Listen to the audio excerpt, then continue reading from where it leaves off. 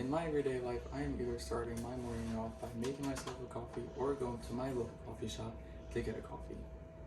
Now, you can walk around campus and either see someone at Saxby's, the library, studying with a coffee in their hands, and that is because coffee is the second most popular beverage in the United States behind bottled waters, according to Google. Now, making coffee at home is actually pretty fun because you're one, saving money, and two, learning more how to make coffee.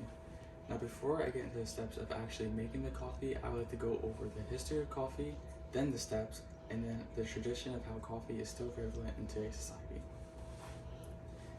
Now, first with the history of coffee, there's 3 different origin stories of how coffee was made, and one is in Yemen, Europe, and Egypt, but I'm going to be focusing on the one in Ethiopia. And around 800 AD, there was a goat herder named Kelly, and he saw his goats acting pretty suspicious around this berry seed. So he took the seed, went to a monk, and the monk said that it was actually a seed from the devil. So he threw it in this coffee pot, or this fire pot, and he realized that it was actually a mistake.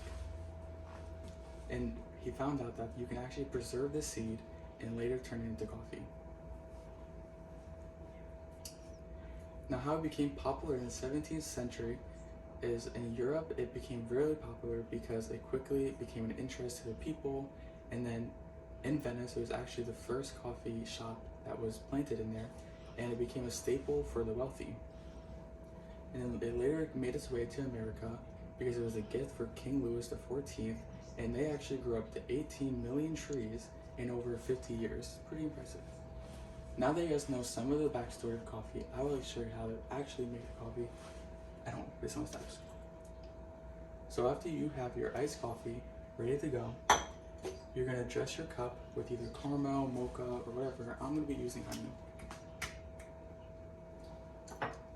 So you get your honey, you just gotta dress it, add some syrup in. In step 2, you can now add your ice. Step 3, add your coffee.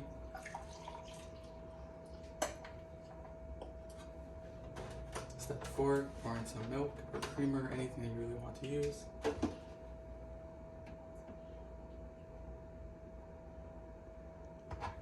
And then you can just use a teaspoon of sugar right here, pour it in, now you just mix it.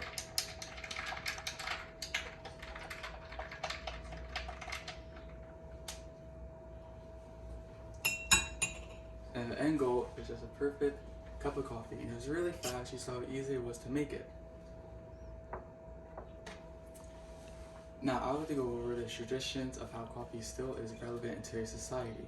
In recent times and throughout when it was first introduced, they used coffee as to welcome in house guests to either talk about conversations, gossiping, or even at family gatherings. And now that's pretty still relevant in today's society because if you go to the family gatherings, you're probably going to be introduced to a coffee either before or after dessert, and that's pretty much just became a staple. Now, coffee is actually really worldwide, and that is because there's different ways of making a coffee and how to brew it. So first, I'm going to be talking about in Turkey, they boil it or cook it with the water, and they add sugar into it, kasvi. And in Italy, they use a mocha pot, and that's normally used to brew the coffee. And in Colombia, they use a colador, which is on a cloth filter, and then it's connected with the wire, and the coffee boils and it rises up and pours into the cup.